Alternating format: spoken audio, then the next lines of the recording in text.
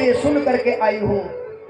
बेचारी यशोदा ने सोचा कि मेरी खुशी में अपनी प्रसन्नता जाहिर करने के लिए आई है, सम्मिलित होने के लिए आई है मेरी खुशी में, इसका आतिथ्य सत्कार करना चाहिए। घर में चली गई उनके आतिथ्य सत्कार के लिए, कुछ लाने के लिए। इतने में पूतना को मौका मिल गया, जहां लाला लेटा हुआ था पूतना वहीं पहुंच गया। और वहां पहुंच करके पूतना जब प्रभु के नजदीक गई तो प्रभु ने पूतना को देखते ही अपने आंख बंद कर ली। पूतना आओ देखी न ताओ देखी, लाला को गोद में उठाई और गोद में उठा करके स्तन को निकाला। जिस स्तन में विष लगा रखी थी उस स्तन को भगवान के मुख में डाल दिया। भगवान ने एक स्तन को मुंह में डाल करके दबाना शुरू किया। पूतना के दूसरे स्तन को भगवान ने अपने हाथ से दबाना शुरू किया। भगवान के भयंकर दबाव को पूतना सहन नहीं कर पाई और अंत में असली रूप में आ गई, भयंकर हो गई, क्रूर बन गई। भगवान के बंधन से छूटना चाहती है, जोर जोर चिल्लाती है, मुझताम मुझताम मुझताम, छोड़ दो छोड़ दो छोड़ दो। लगता है कि पूतना के प्राण पखेरु निकल जाएंगे, इसे अब कह रही है छोड़ दो छोड़ दो छोड़ दो। भगवान कृष्ण ने कहा कि मौसी, मैं किसी को पकड़ता नहीं हूं और जब पकड़ लेता हूं तो छोड़ता भी नहीं हूं। पूतना विकल हो गई, व्याकुल हो गई, बेचैन हो गई। विकराल रूप धारण करके पूतना आकाश मार्ग पर कन्हैया को लेकर उड़ गई। भगवान ने प्रबल दबाव बनाया। भगवान के दबाव को पूतना सहन नहीं कर पाई। अंत में भगवान के दबाव से निचेष्ट होकर के धड़ाम से नीचे गिर गई। सुखदेव जी महाराज कहते हैं कि हे राजन, विकराल रूप धारण करके पूतना जैसे निश्चेष्ट होकर नीचे गिरी, उसके गिरने से गोकुल के 3 कोस के जमीन में जितने लगे हुए पेड़ थे सब धड़ाम से टूट गए। इतनी विकराल हुई।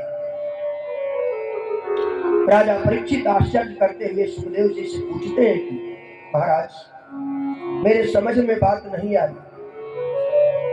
आपने कहा कि जब पूतना प्रभु के सामने आई तो पूतना को देख करके भगवान ने नेत्र बंद कर ली, आंखें बंद कर ली, क्यों कर लिया? सुखदेव जी मुस्कुराते हुए कहते हैं, पूतना का मतलब होता है पूतना, जो पवित्र नहीं हो, जिसका जीवन पवित्र नहीं होता है, परमात्मा उसको देखते नहीं है। कदापि अपवित्र जीवन को परमात्मा देख ले तब तो उसका अपवित्रता तो दूर हो जाएगा। इसलिए भगवान ने नेत्र बंद कर दिया। दूसरे अर्थों में पूतना भगवान से मिलने आ रही है तो भगवान ने नेत्र बंद करके उसके पूर्व जन्म को देखा कि इसके पूर्व जन्म का पुण्य क्या है जो मेरे तरफ बढ़ती है। जीव जल्दी भगवान के तरफ बढ़ता नहीं। तीसरे अर्थों में भगवान ने नेत्र बंद करके पूतना के उस समय को देखा था जब वामन के रूप में प्रभु राजा बलि के यहाँ गए थे। कल मैंने कहा था बलि के पुत्री का नाम क्या था? कल की कथा है।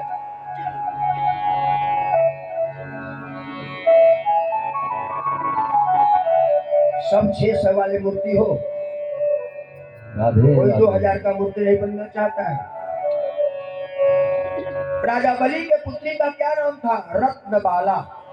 कल मैंने कहा था ना, जब वामन भगवान बटुक रूप में प्रवेश किए थे तो रत्नबाला ने जैसे ही भगवान को देखा तो कहा, हे भगवान, अगर ऐसा सुंदर मेरा पुत्र होगा तो मैं गोद में बिठा के प्यार करूंगा। और संकल्प के बाद जब विराट रूप उन्होंने बनाया और एक पग से बलि के सारे वैभवों को नाप लिया, दूसरा पग आकाश में गया, तीसरे पग पर पूछा अब बताओ मैं तीसरा पैर कहाँ रखूं? तो बलि ने अपना सिर दे दिया। उस समय इस विराट रूप को देख करके, अपने पिता के वैभवों को हरते हुए देख करके मन में विचार किया, अगर मेरा बालक इतना बड़ा दुष्ट होगा तो मैं जहर पिला के मार डालूंगी। भगवान ने उसको भी स्वीकार किया। आज वही पूतना है, वही रत्नबाला है, पूतना के रूप में आई है। भगवान ने पूर्व जन्म का याद किया। चौथे अर्थ में भगवान ने इसलिए नेत्र बंद कर लिया कि भगवान ने सोचा मैं इस बार तो आया था माखन खाने के लिए, मिश्री खाने के लिए, आते ही जहर पीना पड़ गया और इसका ट्रेनिंग तो हमने किया नहीं है। फिर नेत्र बंद करके भोले बाबा को बुलाया, बाबा आप आओ, आप जहर पीने में माहिर हो। और सुखदेव जी कहते हैं कि राजन, पूतना के शरीर के 3 टुकड़े किए, गिरे हुए वृक्षों को काट करके चिता बना करके पूतना को लिटाया गया और जैसे ही पूतना के मृत शरीर में आग लगाई गई, धू धू करके पूतना जलने लगी और पूतना के जलते हुए शरीर से जो धूम्र निकला, धुआं निकला, पूरा ब्रज क्षेत्र सुगंधित हो गया, महक उठा। राजा परीक्षित को और आश्चर्य हुआ, अरे बाल घातनी, अपवित्र, पापनी, ये शरीर से इतना सुगंध क्यों निकला महाराज?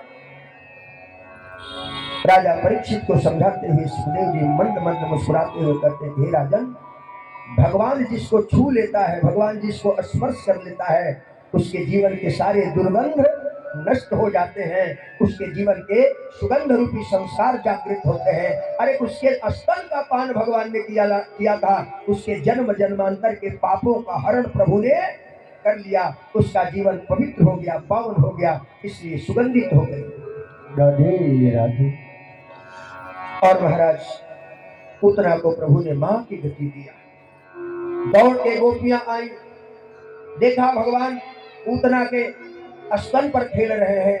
यशोदा ने उठाया, गौशाले में गई और महाराज गाय के पूंछ से भगवान के नजर को उतारती है, अंग प्रत्यंग में भगवान की स्थापना करती है। भगवान चौथे मन में बालक मिला है, इसे प्रभु बचाना, प्रभु इसे बचाना, इसे प्रभु बचाना। और महाराज फिर कहते हैं महाराज कि एक दिन की बात है, भगवान को पालने में सुला करके मैया यशोदा छकड़ों के बीच में पालना रख करके घर का काम करने लगे। उसी समय सुखदेव जी कहते हैं कि एक सकटासुर नाम का राक्षस आया और जो छकड़ा था बैलगाड़ी, उसके नीचे जो भगवान को पालना में सुलाया गया था उसी पर बैठ गया। जैसे ही भगवान ने देखा कि सकटासुर आ गया है तो भगवान ने अपने दोनों पैर पटकने शुरू कर दिए। भगवान ने इतने जोर से अपने दोनों पैर पटके कि पैर पटकने से सकटासुर जिस छकड़े पर गाड़ी पर बैठा था, भगवान का पैर उस गाड़ी पर लगा और वह छकड़ा इतना तेज उछला कि आकाश मार्ग में चला गया और ऐसे नाचते हुए जैसे धड़ाम से गिरा, उस गाड़ी पर बैठे हुए सकटासुर को भगवान ने मार दिया।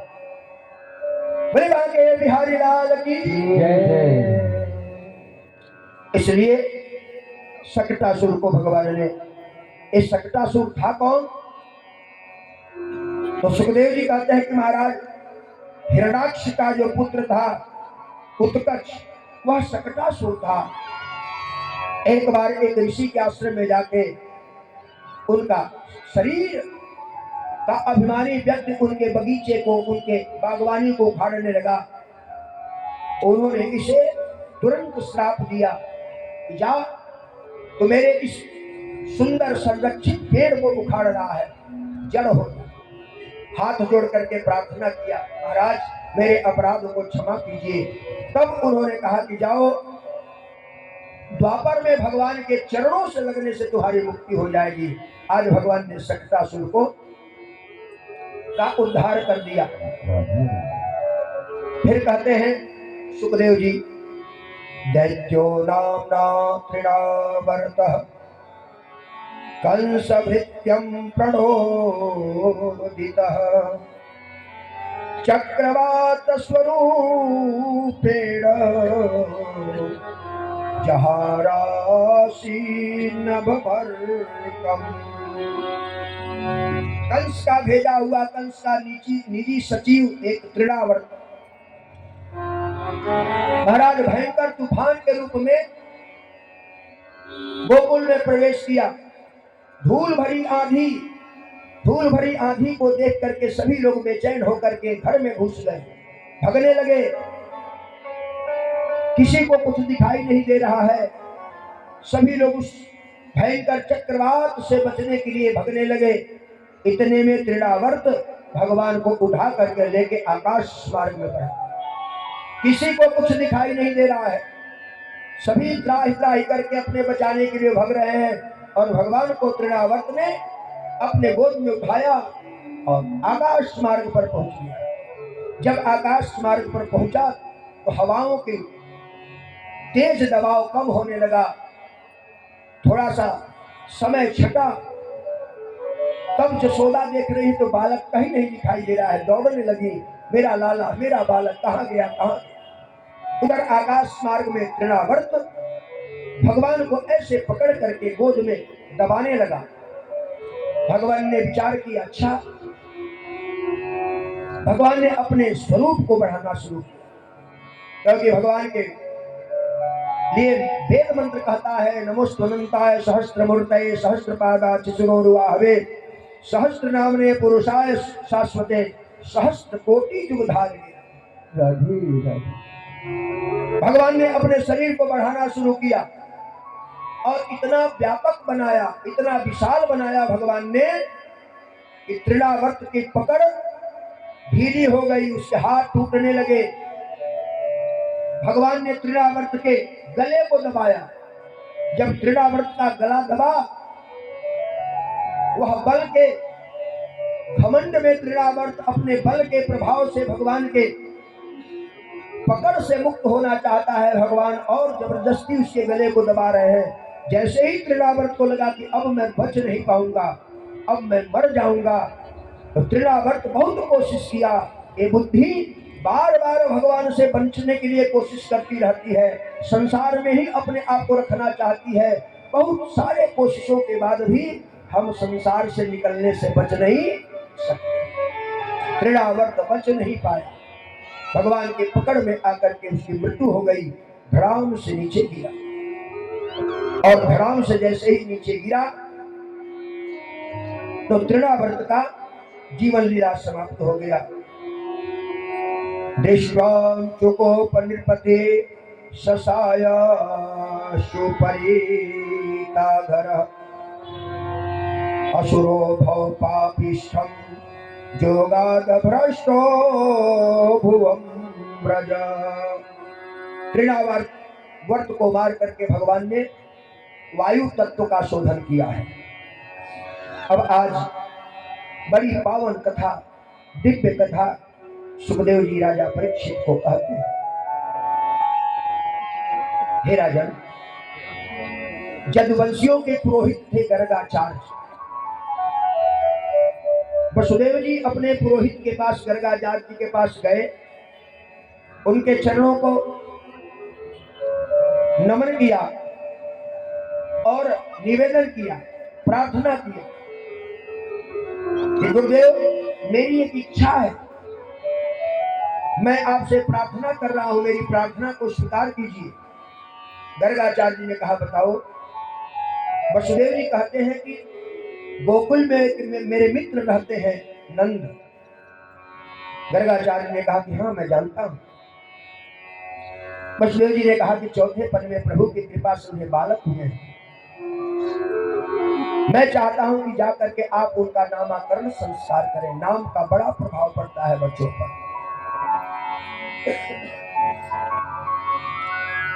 गर्गाचार्य जी ने कहा कि देखो,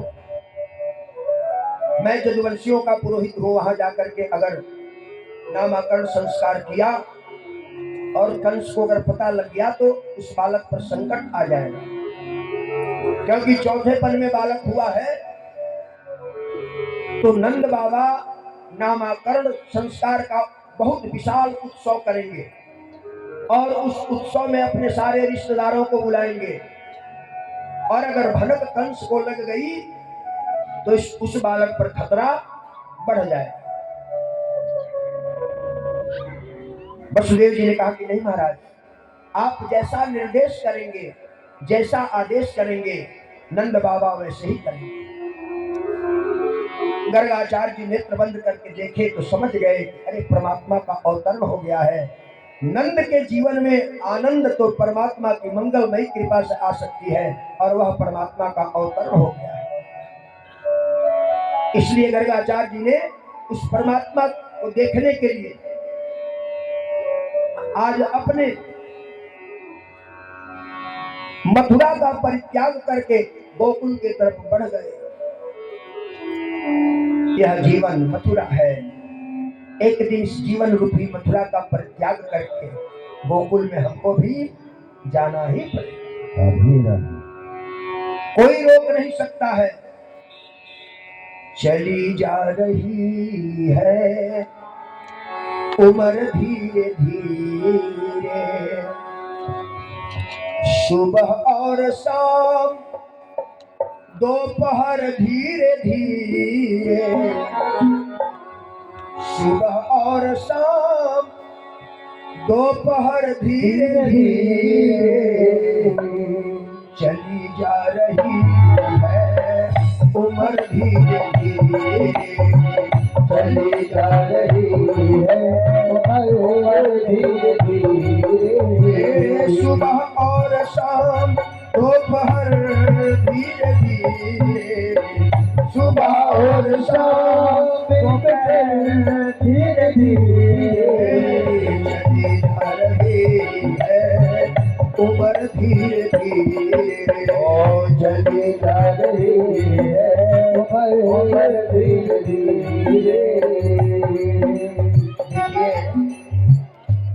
हम सभी लोग अपनी शारीरिक स्थिति को देखें। जो लोग ज्वार बाजरे की रोटी खाए, मक्के की रोटी खाए, आज भी 80 वर्ष के उम्र में भी नीचे बैठने की सामर्थ्य रखते हैं।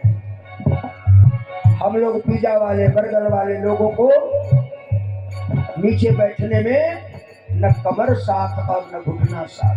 राधे राधे। इसीलिए तो कहा गया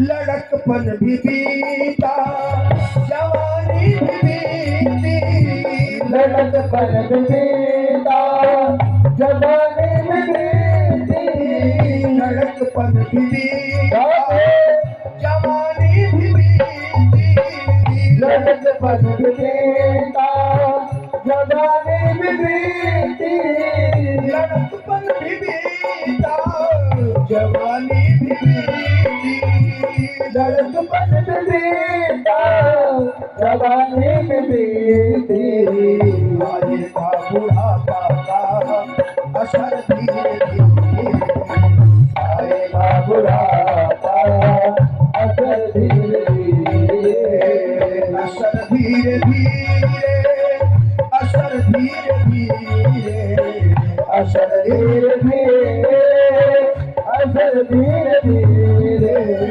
चली जा रही उम्र धीरे धीरे, ओ चली जा रही है उम्र धीरे धीरे।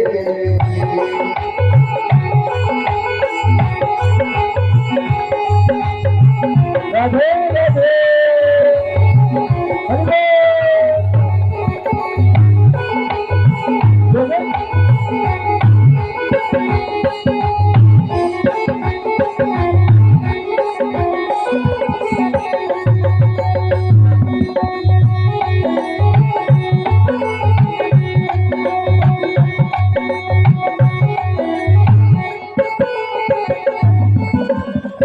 भाई साहब, मेरे तरफ से कभी कभी लिख लिया कीजिए। इन हाथ पाँवों में बजना रहेगा, इन हाथ पाँव में भले ना रहेगा, इन्हें हाथ पाँव में भले ना रहेगा, इन्हें हाथ पाँव में भले ना रहेगा, इन्हें हाथ पाँव में भले ना रहेगा, इन्हें हाथ पाँव में भले ना रहेगा। झुकेगी तुम्हारी कमर धीरे धीरे, और झुकेगी तुम्हारी कमर धीरे धीरे, कमर धीरे धीरे, कमर धीरे धीरे, कमर धीरे धीरे, कमर धीरे धीरे, चली जा रही है कमर धीरे धीरे, चली जा रही है कमर धीरे धीरे, चली जा रही है उमर धीरे धीरे, चली जा रही है कमर धीरे धीरे।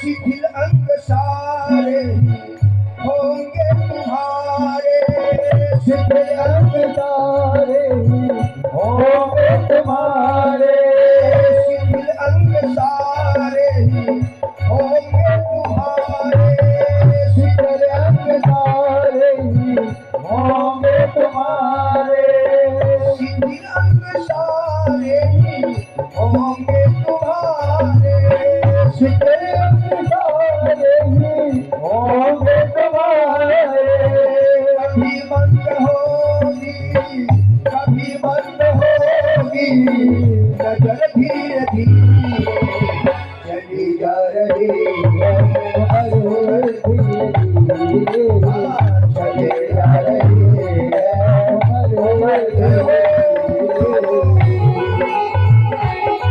राधे राधे हरे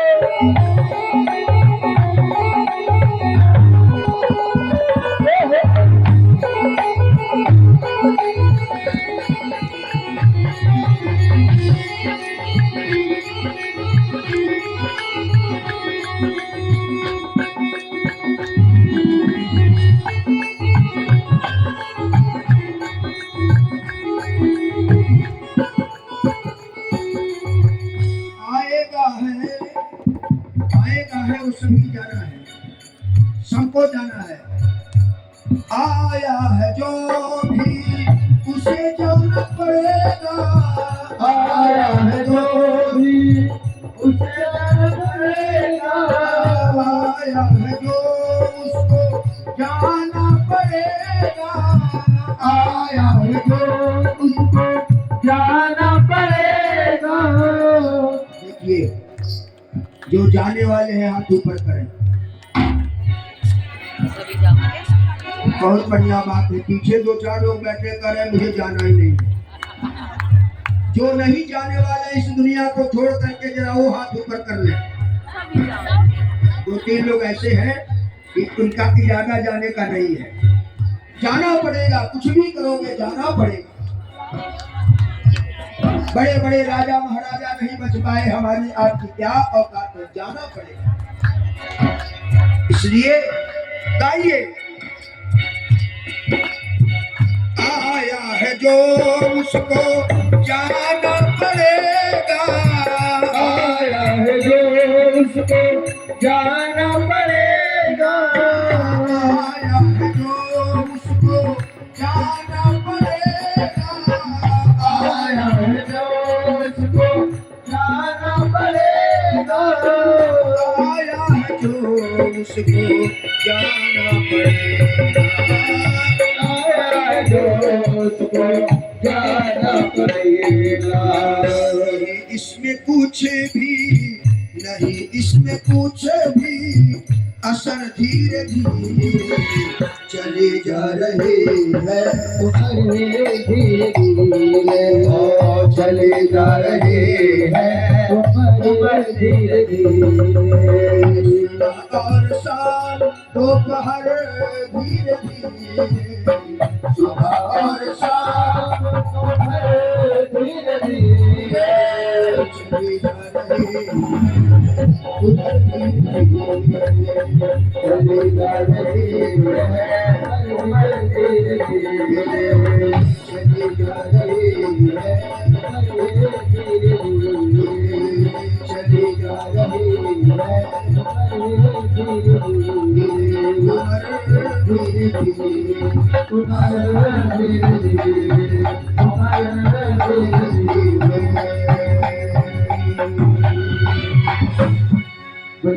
बिहारी लाल की सुबह और शाम दोपहर धीरे धीरे राधे चली जा रही है, उम्र धीरे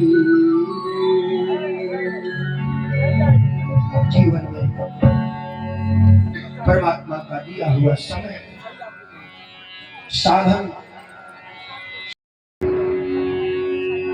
गणिकाओं के साथ अपने जीवन को नष्ट कर दिया था। सारा धन वैभव गणिकाओं ने उनसे ले लिया था, सब कुछ नष्ट हो गया।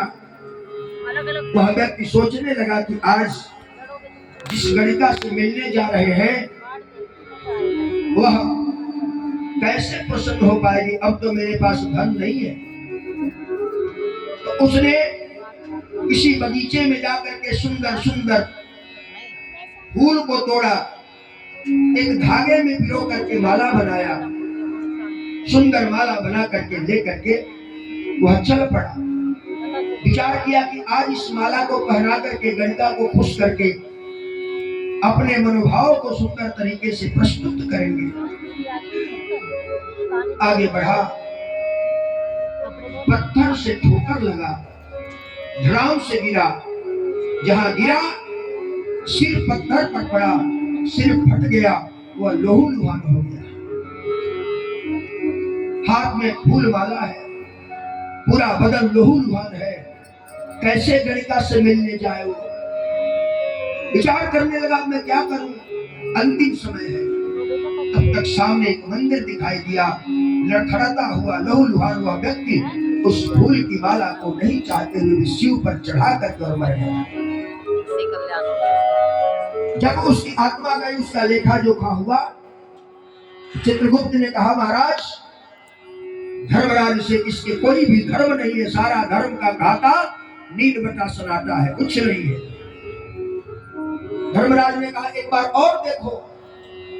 धर्मराज ने गौर से देखा तो नहीं चाहते हुए एक फूल का माला भगवान के गले में डाल दिया था। वो एक क्षण का पुण्य उसके खाते में ऐड था। धर्मराज ने कहा क्या हुआ? चित्रगुप्त ने कहा महाराज एक क्षण का पुण्य इसको है। उस व्यक्ति से पूछा गया अब तुम्हें 1000 वर्ष तक नरक में रहना पड़ेगा, एक क्षण का पुण्य है, पहले बताओ पुण्य का भोग भोगोगे कि पाप का? उसका दिमाग काम कर गया। उसने कहा कि नहीं, मैं पहले पुण्य भोगना चाहता हूँ। 1 मिनट के लिए उसे स्वर्ग का राजा बना दिया गया, इंद्र के पदवी पर उसे बिठा दिया गया। कितने देर के लिए? 1 मिनट के लिए। और जैसे ही इंद्र की पदवी पर बैठा, इंद्र की कुर्सी पर बैठा, उसकी बुद्धि खुल गई और इंद्र के सारे खजाने दान कर दिए, लगा दान करने। 1 मिनट में इतना दान कर दिया कि इंद्र का सारा खजाना खाली।